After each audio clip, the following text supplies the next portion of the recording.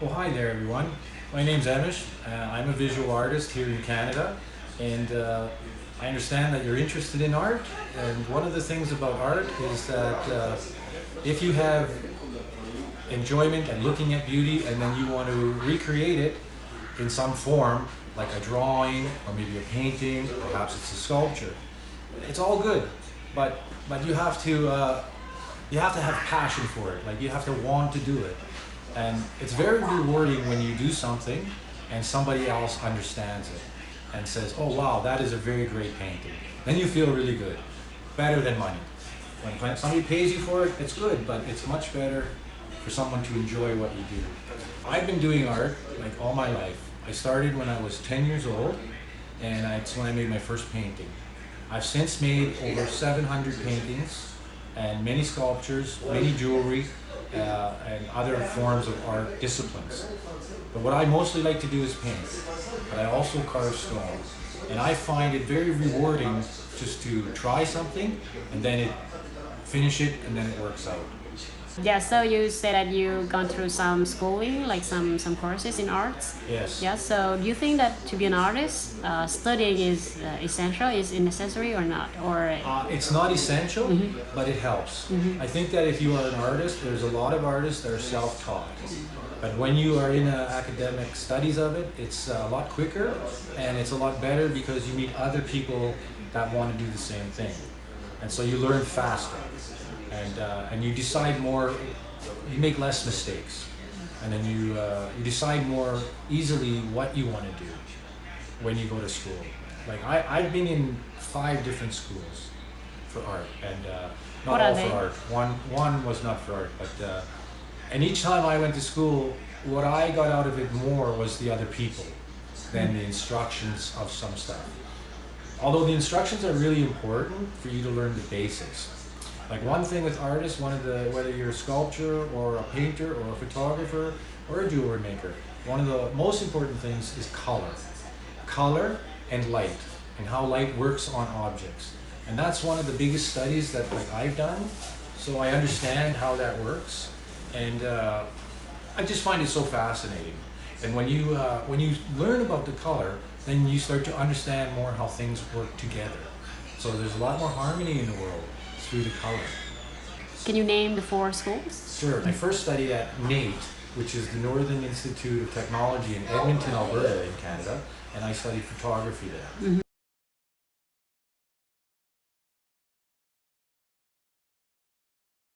I really enjoyed NAIT in that it was a very technical school. They had great facilities, so that was back when I was in 1981. And that was when photography was still using films. Okay. And now it doesn't do that anymore. But I learned so much about light and about different films and the chemical processes to develop them and make the paper. And I found that very interesting. And then I had a few years in photography and I realized I wanted more creativity. So taking the portraits and doing the weddings and stuff, for me it wasn't as satisfying. So then I went to the University of Saskatchewan, which is here in Saskatoon. And What major? just art. So I took 1 year in fine art, and I was doing sculpture and drawing. That's mine. This is for. And then I drove cab the whole time while I was there to support myself. How do you feel about that? I liked the University of Saskatchewan, but I felt that a lot of the art courses there were just considered electives, which means just to add on to your number of classes you need, the credits you need to pass the course. So not as many people were very interested.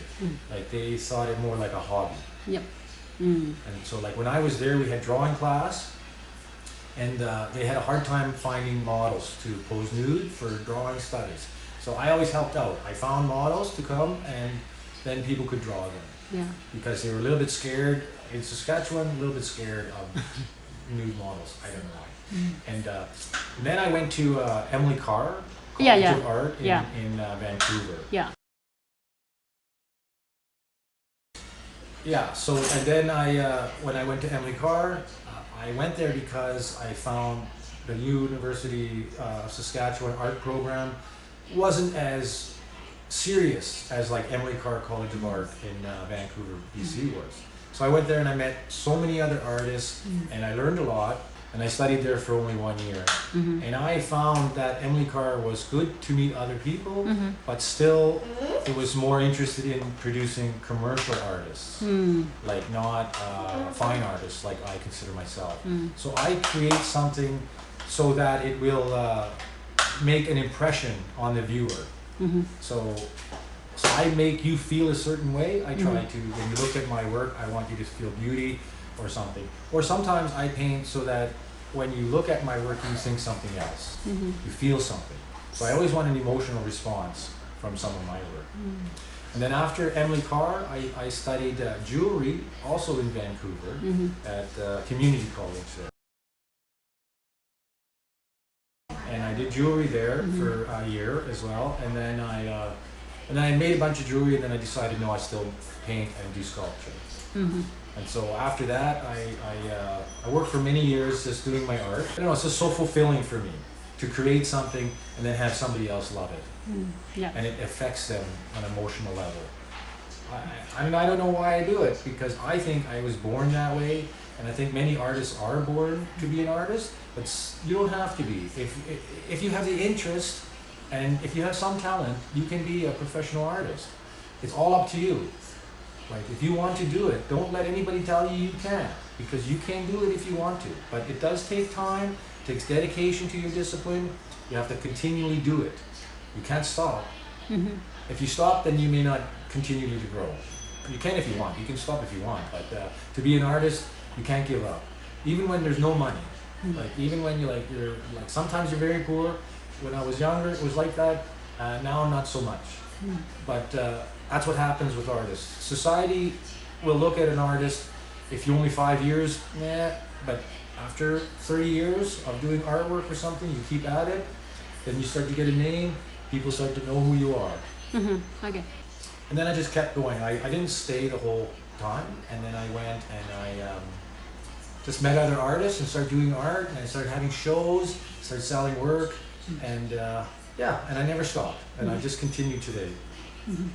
Yeah, so the biggest reward is that you feel so good when people understand your paintings, right? Yes. And enjoy what you did, right? Yes, that they get something out of it. And sometimes they will see something they never saw before, and then it opens their mind to other possibilities. It makes them think deeper than they would naturally think. Okay. And in the end, when you reach to be my age, an old guy like me, you feel very good. Yeah.